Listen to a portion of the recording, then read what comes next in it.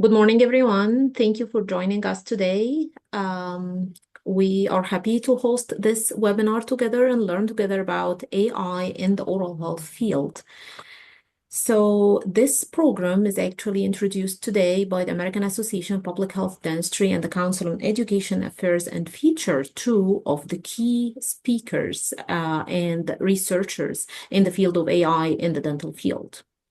My name is Salma Elwazeer. I am an assistant professor and the director of public health education and interprofessional education at Hend School of Dental Medicine at Texas Tech University. And I am also a member of the Council on Education Affairs at the American Association of Public Health Dentistry. Before we get started and introduce our speakers, just a little bit of some housekeeping notes. So just a reminder that all lines will remain muted through this webinar. And this webinar will be offering one CE, 1 hour of CE. So all attendees will be receiving through an email a brief survey to complete after this webinar. And after that, they will be granted their CE hour. In terms of the slides that we'll be using for today's webinar, they will be shared on the AA PhD Learning webpage, and they will be available for all attendees. So questions and answers you can put throughout the seminars in the chat box, your questions. We will monitor them and we will return back to them by the end of the hour to hopefully answer all the questions. So the learning objectives for today, we are trying to touch on AI as a contemporary, direction in the oral health field and in the healthcare field in general. Specifically, we are aiming by the end of this webinar to be able to describe practical applications of artificial intelligence as they are intersecting with clinical dentistry and dental public health. We will be discussing ethical and regulatory considerations related to AI in the dental practice, and we explain how artificial intelligence is influencing current trends in future direction in the oral health field and specifically in the research. So a little bit about AA PhD. This program is offered by the AA PhD. AA PhD is the premier dental public health organization that support actually health equity, support that through education, research, practice, and policy and advocacy. Through the Council of Educational Affairs, we are trying to provide high quality continuing education opportunities to all in the oral health field, support the efforts of the AA PhD in the education of the public and health professionals, decision makers, anyone who is really involved in the oral health field and care about the oral health and the overall health of the population, develop and evaluate program to support leadership and talent development among AA PhD members. And we hope that this webinar is supporting this as well. So today's presenters, we have two, nationally known researchers and speakers who will be leading this webinar today. We are honored to be joined by Dr. Jay Patel. He's an assistant professor at Temple University, where he directs the Center of Dental Informatics and Artificial Intelligence. With training in both dentistry and informatics, Dr. Patel leads NIH-funded research using AI to improve disease detection, radiographic interpretation, and health equity. Dr. Patel authored over 50 publications and is widely recognized for his leadership in dental and data science. We are also honored to have with us today Dr. Hend Alqaderi. She is assistant professor in the Department of Public Health and Community Service at Tufts University. She holds a joint appointment with the Tufts Institute for Artificial Intelligence and serves as director of the Dental AI Lab there. She is a diplomate of the American Board of Dental Public Health. She is an award-winning researcher, TED Talk speaker, and her current work focuses on integration of artificial intelligence in oral health care, among other research areas that she is actually pioneering on. We are grateful to have both Dr. Patel and Dr. Alqaderi with us this morning. And with that, I will stop sharing my screen and give the floor to them to get started with our presentation. And just a heads up that we will be having today's discussion in a panel way. So we'll have like QA session that we are preparing. And at the end, we'll address all the attendees' questions. So, Dr. Patel, if you can share your screen. Yes, I'm just going to share my screen. And we'll get started. And to get us started, I would start by asking if you can share a little bit about your background in AI. Can you share or elaborate how you become involved in this field and what this field is bringing to you and at your institutions? Okay, good morning, everyone. Thank you, Salma, for moderating this webinar. I would like also to thank the Council of Educational Affairs and the American Association of Public Health Dentistry for organizing this event, especially talking about this hot topic, artificial intelligence and AI in dentistry. So to answer your question about how I got involved in AI, so my area of research is looking at biomarkers and microbiome in saliva to predict systemic diseases. So as you know, we are working and dealing with a huge amount of data set, like hundreds of microbiome data, other biomarkers, demographics, systemic diseases, medical history, dental history, periodontal data, and other oral health data.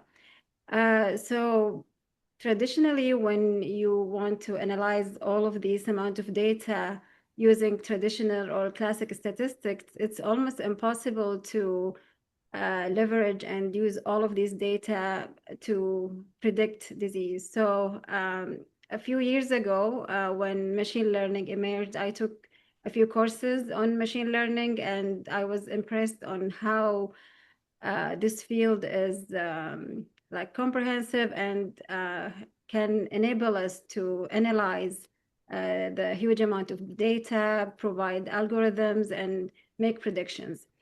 This is how I got involved. Then I took another course in language model, deep learning, and then I got deeply involved when I moved to Tufts a few years ago, actually 2 years ago, and I started working with the Tufts Institute of Artificial Intelligence, and just recently we initiated the Dental AI Lab to provide training to our students to initiate research in this area. So this is how I got involved in AI. Jay, you want to share your experience? Please do. Thank you. Thank you so much. First of all, thanks for the AA PhD for this invitation, Dr. Alqaderi and Dr. Elwazeer for introducing such a gentle, introduction, and also for invitation to this webinar. My journey started when I was actually a dental student. When I was practicing, many times I saw that some treatments were working on some patients while some treatments, the same treatments were not working for other patients. And that led me to review literature, but the literature had many gaps from the sample size to the inclusion criteria to the exclusion criteria. That actually led me to look into the secondary data. But when I actually looked at the data, I found there were so many issues with this utilizing this data for research. So my journey into dental AI really began when I pursued my master's degree and PhD in informatics, where I focused on using electronic health record data to track dental diseases and predict their occurrence in the future to enhance preventive approach. Since then, my work has centered on developing and validating AI-driven clinical decision support system by linking multimodal datasets such as electronic medical records linked with electronic dental records, addressing oral health disparities through big data, machine learning, and deep learning. Here at Temple, I lead projects funded by the NIH, CareQuest, and other organizations where we are building prediction models for dental diseases such as periodontal disease, oral cancers, using multimodal data sets and social determinants of health, integrating these data sets for predictive modeling. So what drew me to this field and keeps me passionate is the opportunity to use AI not just to advance precision dentistry, but to reduce inequities in care and improve outcomes across diverse population. I look forward to today's discussion and to sharing how we can harness AI to transform dental practice and public health. Thank you very much. That's amazing, inspiring introductions. So let's move to our first theme, practical application of AI in dentistry and dental public health. So as we are in APHD are focusing on dental public health and the, like the challenges that we are facing. We are facing persistent challenges such as limited access to care, oral health disparities, gaps in prevention, workforce shortage, many things that are happening, in addition to misinformation that's coming along the way. So my question will be for Dr. Alqaderi. So given all those challenges, how do you see AI supporting clinicians and dental public health professionals in this field? Sure. So, as you know, the definition of artificial intelligence is the simulation of human intelligence in a machine. So basically, we are building or developing machines that can perform the job for us or the task for us. So now, why everyone is excited about AI? Because it can perform complex tasks in a faster way, more efficient, with less errors. And actually, now we're seeing that machines or AI can perform the task in more accurate and precise way than human. Actually, a human can get tired, get fatigued over time, but machines don't. So machines actually get better and more efficient over time with more training and over a good performance, if trained well, of course. So next slide, please. So I'm sure most of you have encountered these AI tools or applications in dentistry. We're seeing now more and more applications in the market. These tools have passed the R&D or the research phase and now are being commercialized, and we're seeing them in practice with good accuracy level. So for example, AI now can read X-rays and can detect dental pathologies, caries, periodontal disease, lesions, and also can detect other, like from other images, like photographs or histopathology images with really great accuracy.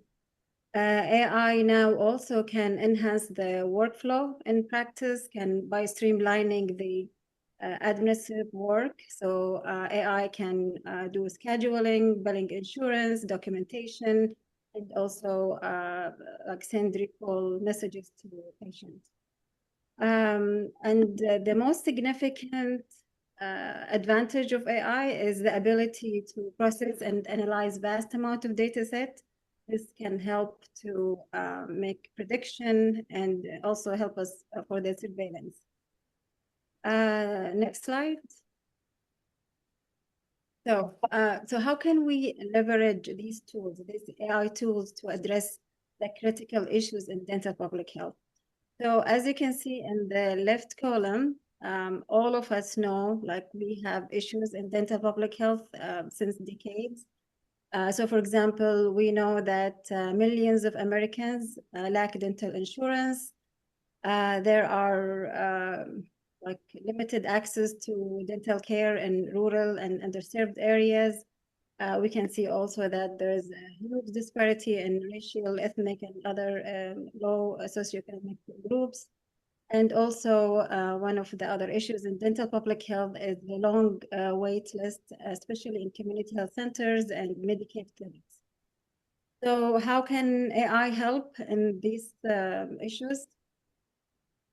So as we mentioned, that AI has the ability to process and analyze huge amount of data sets. So if you're working in academic institute or community health center or dental insurance company, AI is able now to utilize like thousands of data sets. So traditionally, when you use classic statistics, you are limited by the amount of data, but now you can go back like 10 years ago or 20 years ago and use thousands of records, whether in community health records or patient history, historical data, prospective, retrospective data, structured data, unstructured data. AI can find patterns, relationships, trends that we as a human will not be able to find it using the traditional statistics. So this is a big advantage of AI, that we can then use it to make prediction, identify population at risk, and the triaging patients. So we can provide targeted intervention. AI also can support diagnostics. So for example, we can use AI to predict or to use it like for image analysis, for example, AI supported diagnostic tools for pathology detection, image analysis. Like we can also empower hygienists and mid-level providers through teledentistry platforms, and especially in area that lack specialists, to ensure appropriate referral when needed. So also we can enhance the workflow, especially in Medicaid clinics with long wait lists.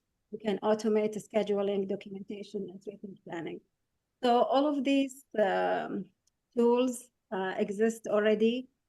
We don't see them currently in the dental public health setting, but I think we as a dental public health specialist, we need to start to train such programs, such AI tools, evaluate them, and implement them, because these tools can help us to reduce the disparities, improve the workflow, and help us identify the risk for high-risk population.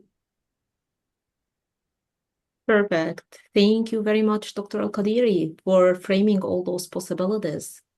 So my next question will be to building on all of those opportunities that AI are providing.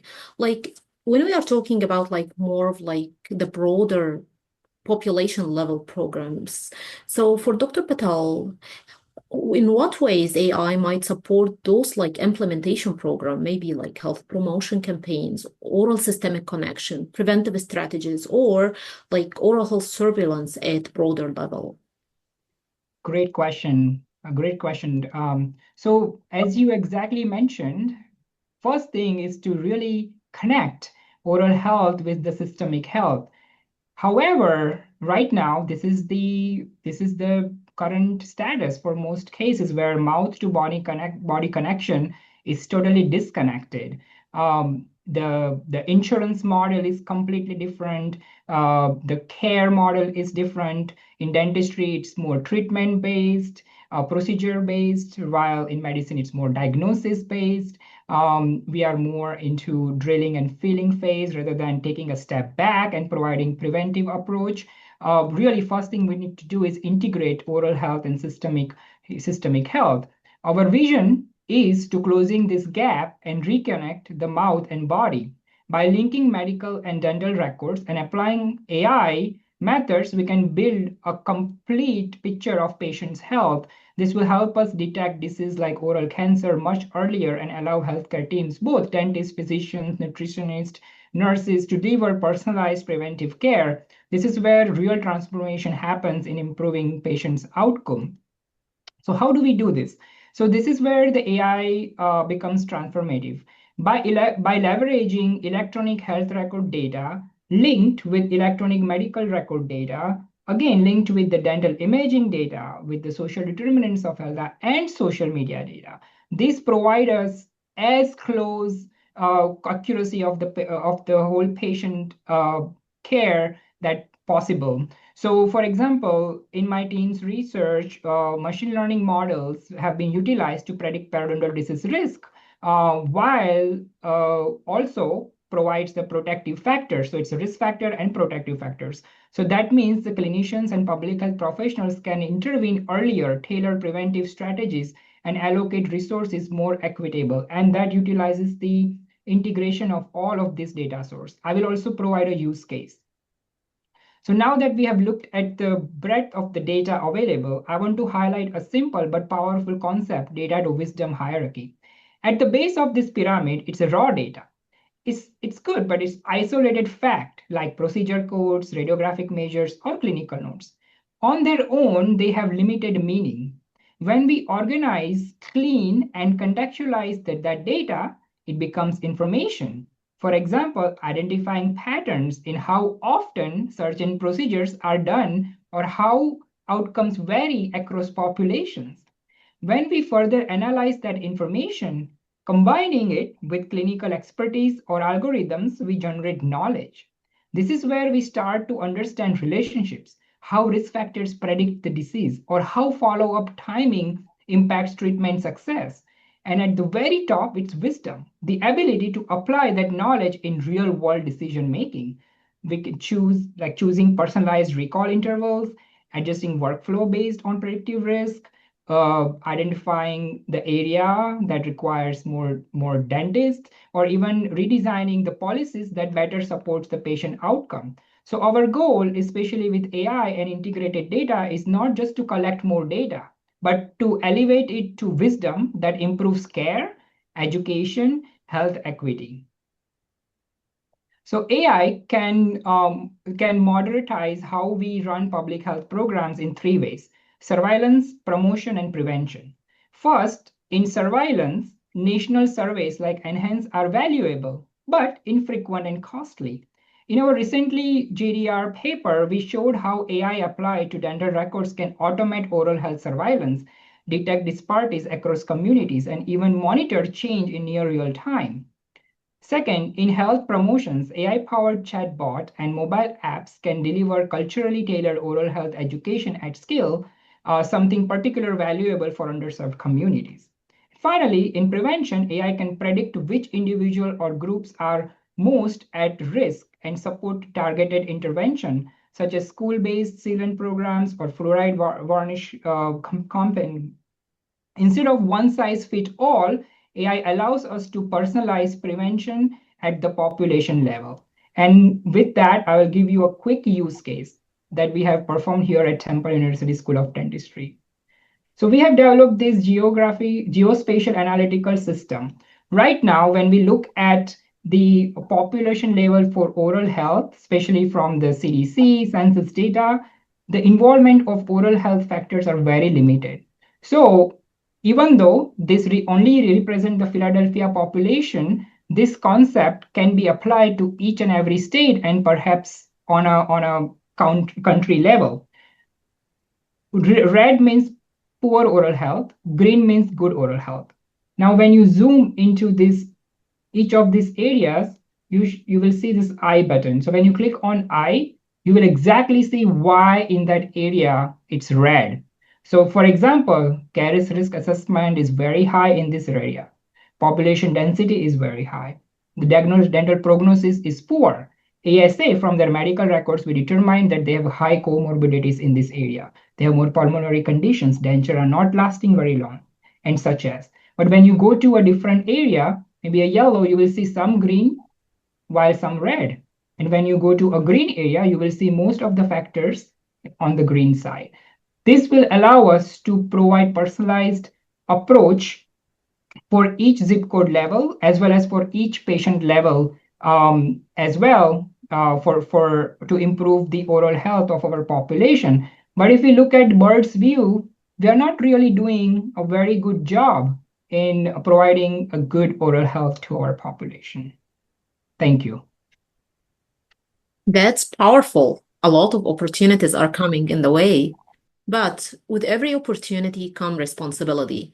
So let's talk about like our second theme with about like all of those considerations that we'll need to take care of, ethical and regulatory aspect. My next question will be for Dr. Alqaderi. So when working with those population-level oral health data that Dr. Patel had just shared about, what ethical and regulatory considerations should we keep in mind in order to protect privacy and prevent any misuse? Yeah, so this is a very important question, and especially with the emergence of AI, we need to consider all of the ethical, regulatory considerations, especially when collecting data, analyzing data, using new softwares, for example, especially with AI, and not only with research, but also when you as a dentist when you want to implement a new software or a new AI tool in your clinic, you need to make sure that this tool is comply with the ethical privacy confidentiality to protect our patients, of course. So I would like to reference this resource from the American College of Dentists. So I really recommend this. We teach this to our students in our AI course. It's like very specific to dentists. So I would like to recommend this for, especially for academic institutes. Next slide, please. So again, I mean, this document, I think it's more than 50 or 60 pages. But in summary, these are the key concepts that we need to consider for any AI research or deploying any AI tool or application in your clinic. So algorithmic bias, we need to make sure when we train our model, when we develop a new machine or algorithm, we must ensure diverse representation across all ethnic, racial, social groups. And without this inclusive data set, our model will be inaccurate. So we need to make sure that we represent the entire community. When AI emerged, we heard the concept of black box. People wouldn't explain what happened between the input data and the output data.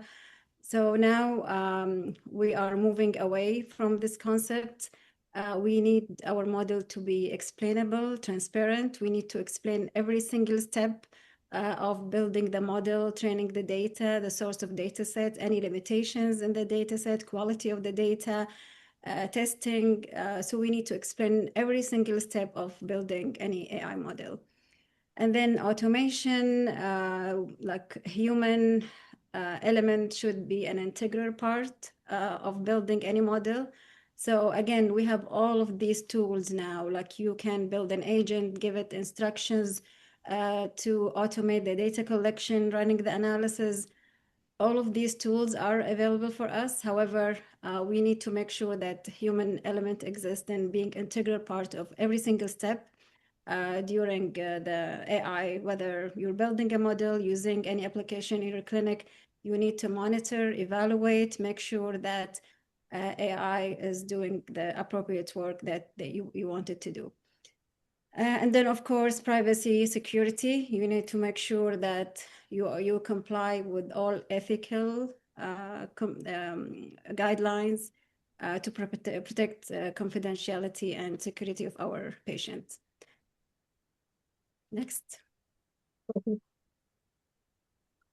Okay. Thank you very much, Dr. Alqaderi.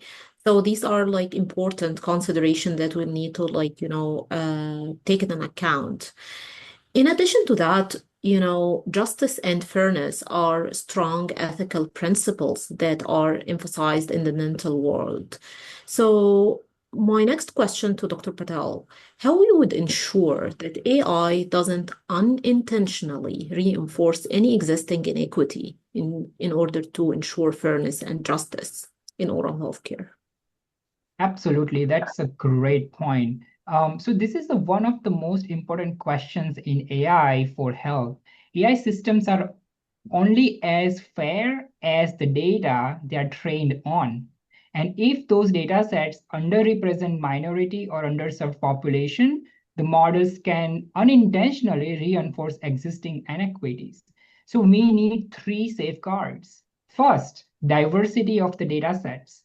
By linking different data sets, medical, dental, social determinants of health, as we are doing here at Temple. We capture the full, or as much as possible, the live experience of diverse populations.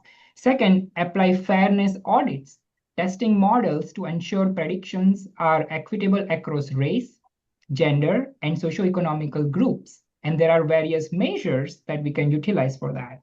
And third, involve communities in design. Patients and practitioners must shape how these tools are built and deployed.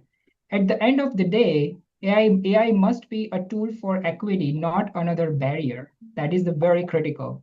And one of the example is by linking various data sets. So as you can see, when we linked our Axiom data with our EPIC data by developing novel linking algorithms, we have patients, of course, all the dental history, but as you know, the medication, social determinants of health, and medical history may not be very accurately documented in dental records. That is why when we linked these data sets with the zip code level social determinants of health, personalized level zip code, personalized level social determinants of health, and physician diagnosed medical history and medications, we have more complete data than extracting data only by one data source.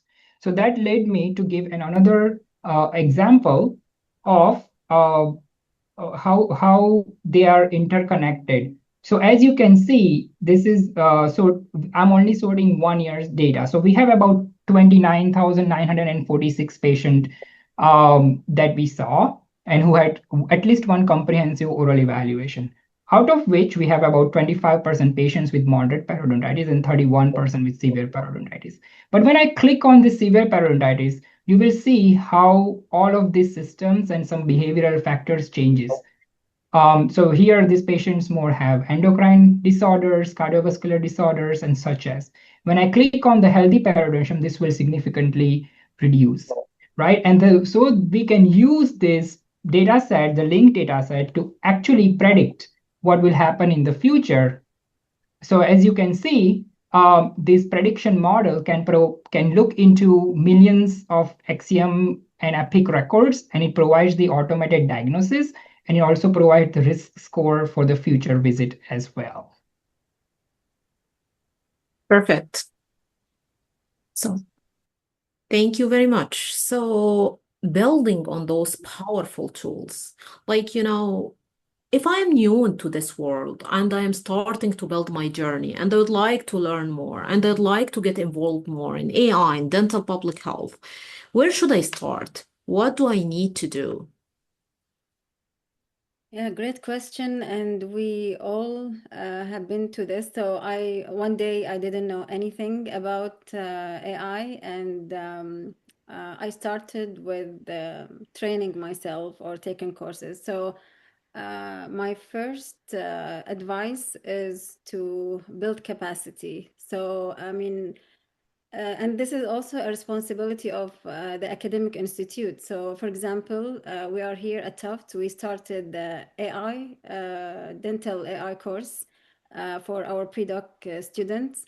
And we have also another course for postdoc, and we're providing workshops through the continuous education program for even dentist clinician who want to learn about AI and dentistry. So first step is you don't have to be, as a dentist, you don't have to be a computer scientist or data scientist or statistician to learn about AI.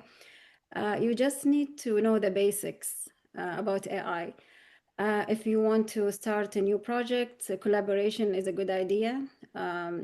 Find someone who's working, and like now we're seeing more and more people involved in AI research, so collaboration, training. Usually I tell dentists or junior researcher to start small. So for example, here at Tufts, we started very basic research, fundamental ideas. For example, we trained a model to detect dental caries and other pathology. So just to start to build our capacity as faculty, student, to build the pipeline. And also we're doing some language model analysis.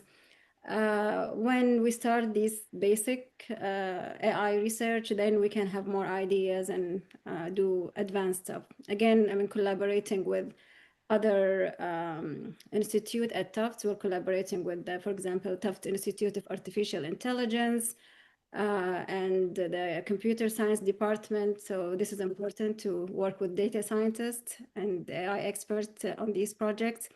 And of course, we are friends now with the security and privacy office, because every time when we are introducing a new tool, new AI tool, they have to verify it, double check it, make sure that it complies with the ethical and regulatory considerations. So these are my recommendations for anyone who wants to start a new AI project, or even anyone who wants to implement AI tool in their clinics. I totally agree. I will just add a few points that Dr. Hend really covered most of it. But one point that I really want to stress out on is that you are the domain expert, and we need you. If you are the one who developed the system, it is more likely it's going to work. And the only reason is because you know where exactly is the gap in the knowledge. So the way I started my journey, when I was practicing, I came to these questions that are not answered, but these questions could be answered using big data. In order for us to use the data to information to knowledge to wisdom, we use AI as a method to answer that research question. But that question, we being domain expert, is so powerful that we know there is a need to answer that question. So I think before jumping into AI, by just thinking about what is the feasibility for AI to answer that particular question is very critical. The second one is to avoid garbage in and garbage out situation, because AI will only predict what we put information in. And these data sets that we talked about, electronic dental record or medical record, these data sets are not developed or for research purpose. It's for patient care and for billing. So we want to be very cautious and meaningful. Like when we actually use this data, we want to make sure the quality is good. And again, your domain expertise come in picture right there. So you do not need to know like hardcore programming in order to start an AI lab, but getting some basic understanding is what machine learning or deep learning, and really identifying the quality of the data will really make your project worth and successful. Thank you very much for sharing those tips and, like future directions. I would actually take it from there and ask both of you if you would see where you see the biggest opportunities and risks in AI in dentistry in the next decade. Yeah, so Dr. Patel, can you move the slide? Move it. I mean, I think we should skip this for now. Skip. Yeah. Okay. So opportunities. So like I believe that opportunities come from collaboration. So now we are seeing this like tremendous interest in AI research. Everyone wants to learn about AI and contribute in AI research. And this is important because this is the revolution now. So find collaborators.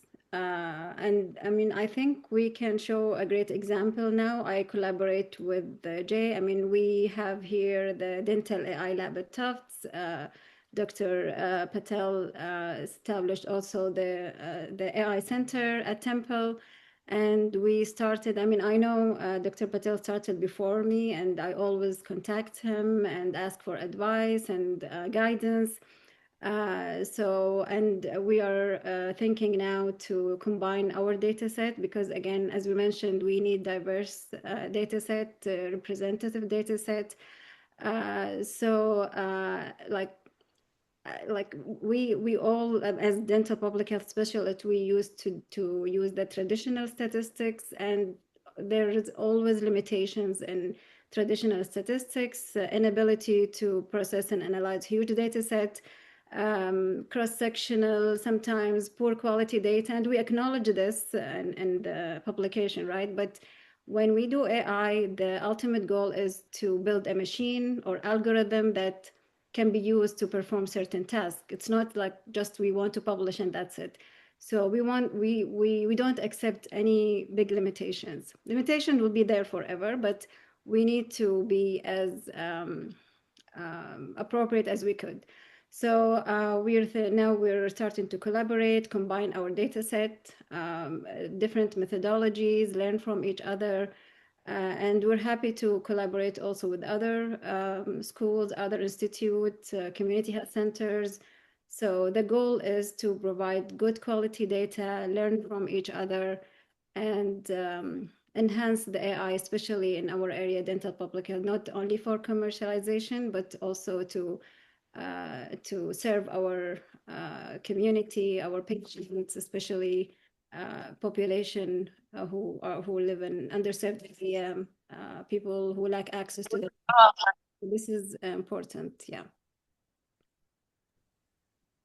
Thank you, Dr. Hend. I agree with all the points. I will just summarize it that we all need to work together. Think about a data set where we all have data sets that we can use for federated learning approach. So privacy and security is preserved, but we can do population level studies. That is a real power of big data, and with AI, and AI can make it possible. We can do prevalence studies, surveillance studies on population level. Ideally, if we have data sets from the private practices and all the dental schools, that is huge data set that we can utilize. Perfect. Thank you very much for elaborating on the theme of collaboration. I would like to end with that. So innovation never happens in silos. It requires partnership, data sharing, as you mentioned, teamwork. So, but the how we can do that? Can you elaborate more on maybe like data sharing agreements, multi-model data sets, how we can approach this, any other AI-powered solutions, so that we can better address population health issues more effectively?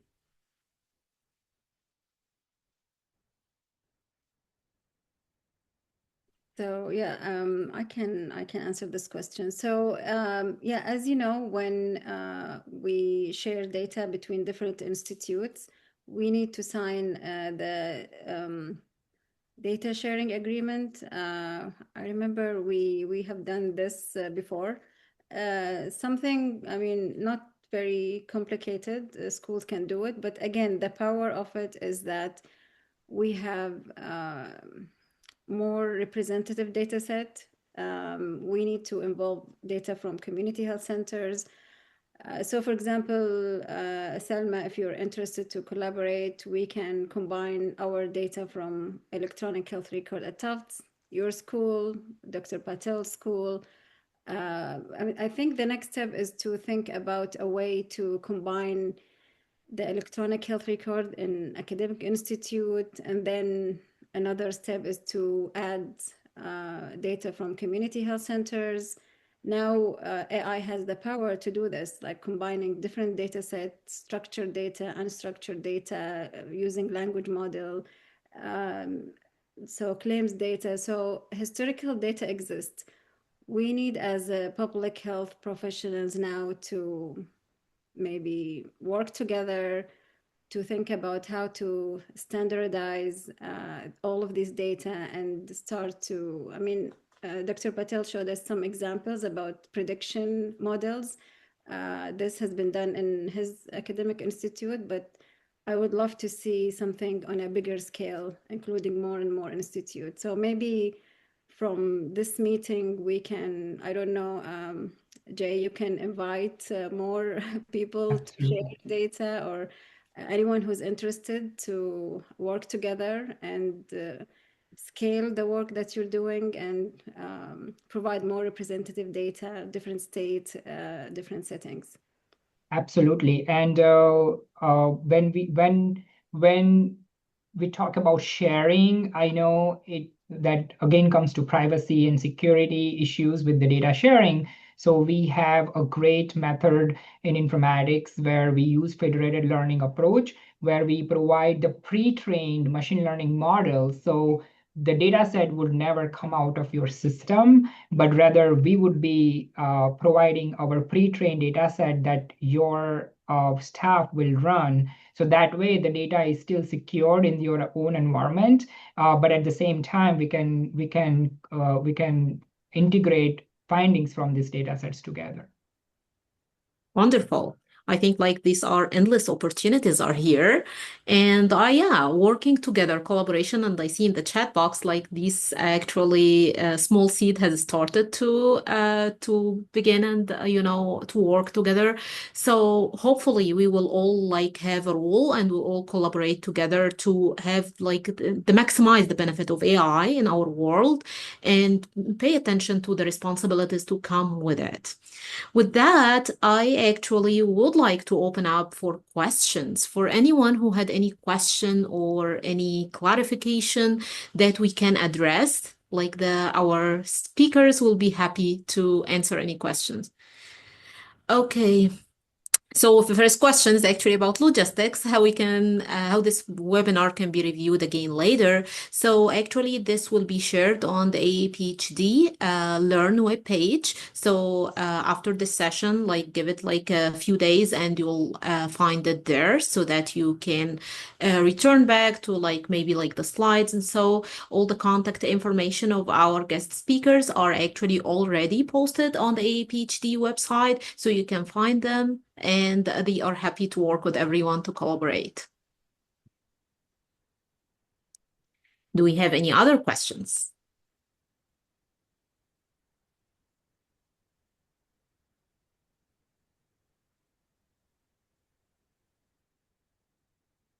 Well, I don't see any questions. So just to, elaborate. There is one question.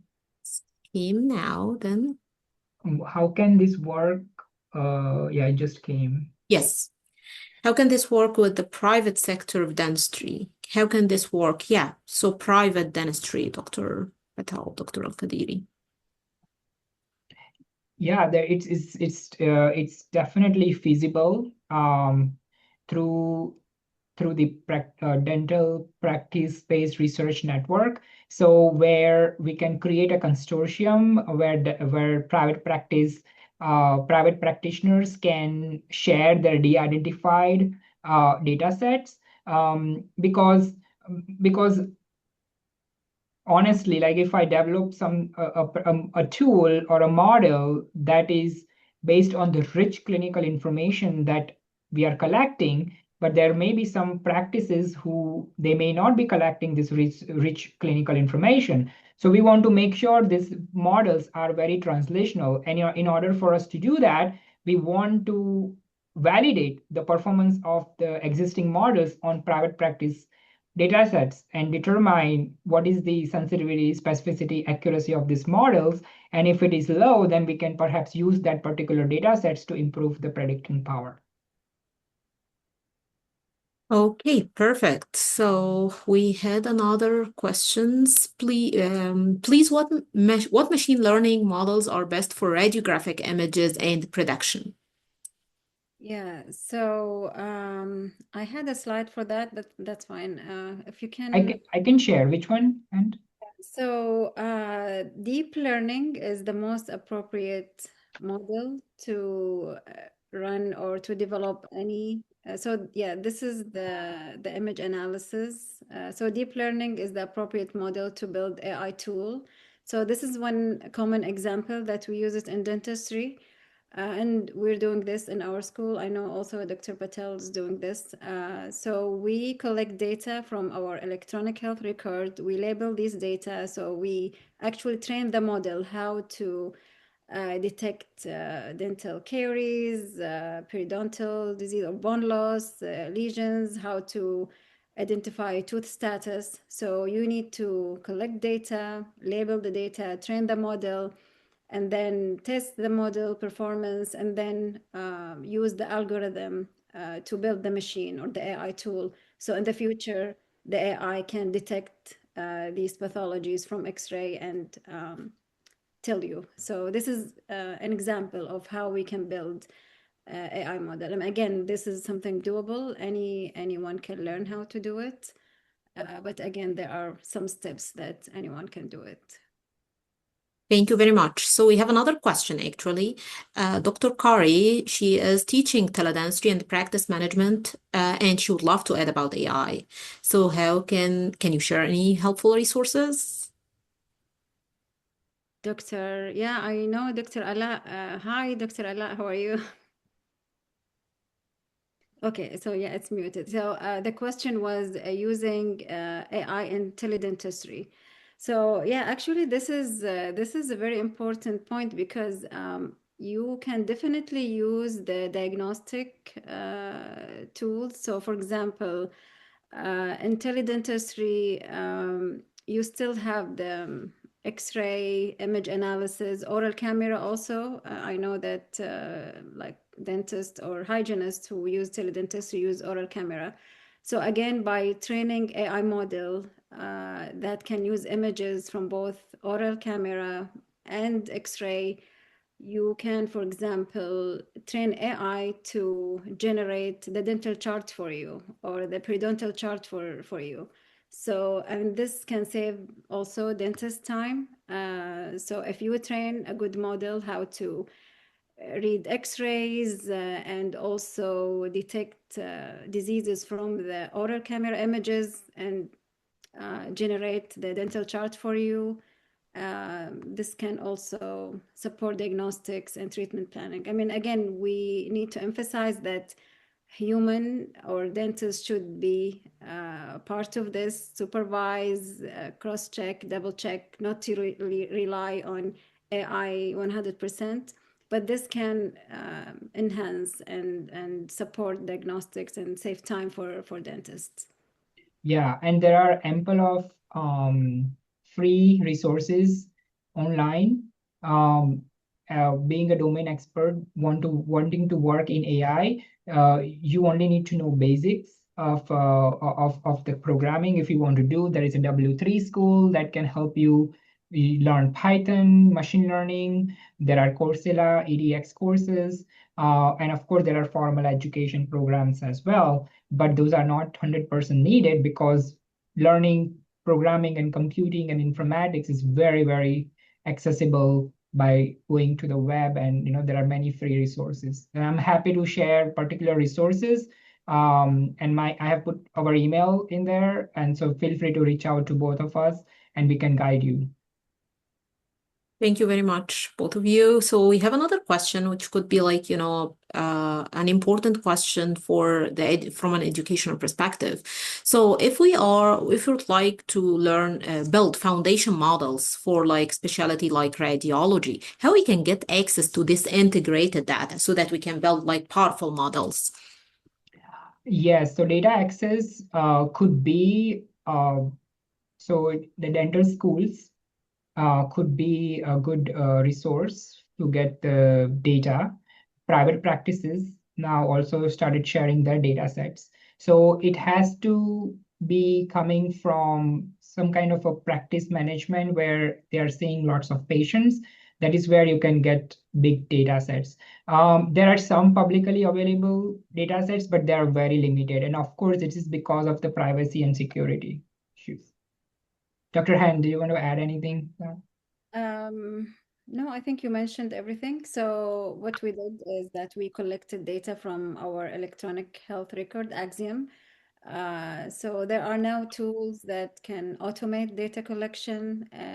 As you mentioned, private clinics, community health centers, academic institutes. So all of these are resources to collect data. So you collect data, you label the data. There are softwares that can help you annotate, label the pathology in the data, then train the model, test the model, build your algorithm.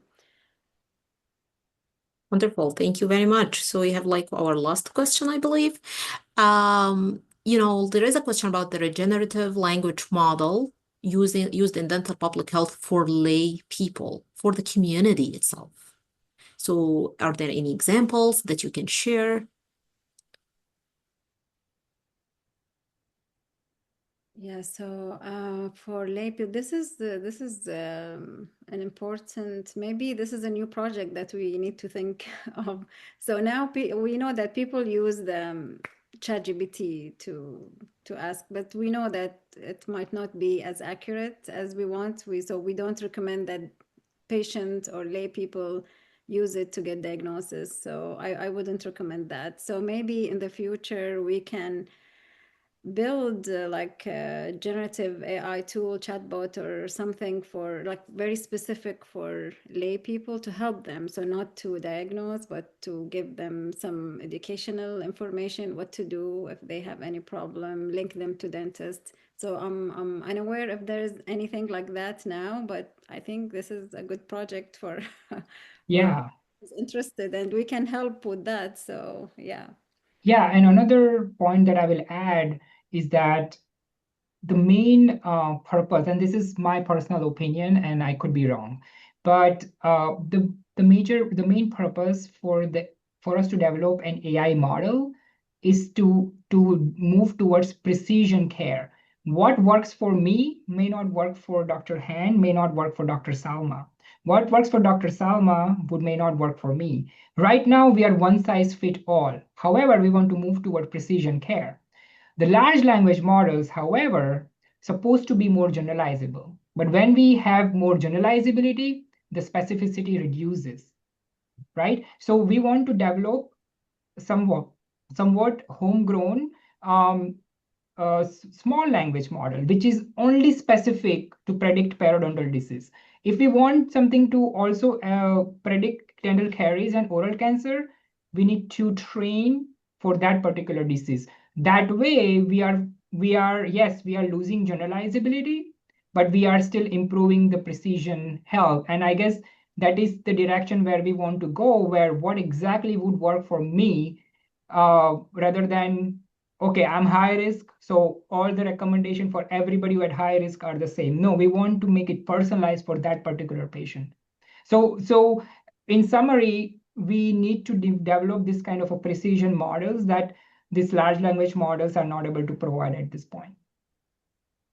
Sounds good. Thank you very much. Thank you for our speakers, Dr. Alqaderi, Dr. Patel, for sharing your expertise with everyone. And thank you to the audience today who joined us and participated in this webinar and this valuable discussion. Just a quick reminder that you will be receiving an evaluation survey by the end of the session. So please make sure that you complete that to get your 1 CE for this attending this webinar. And the materials and the recording will be available on the AAPHD Learning webpage. On behalf of the American Association of Public Health Dentistry and the Council of Educational Affairs, thank you again for joining, for participation, and we look forward to continuing those conversations on AI. They are hot topics, they are important topics, and providing endless opportunities with the goal of promoting equitable oral health for everyone in our community and our population. Thank you, everyone, and we'll see you in next webinars. Thank you for having us.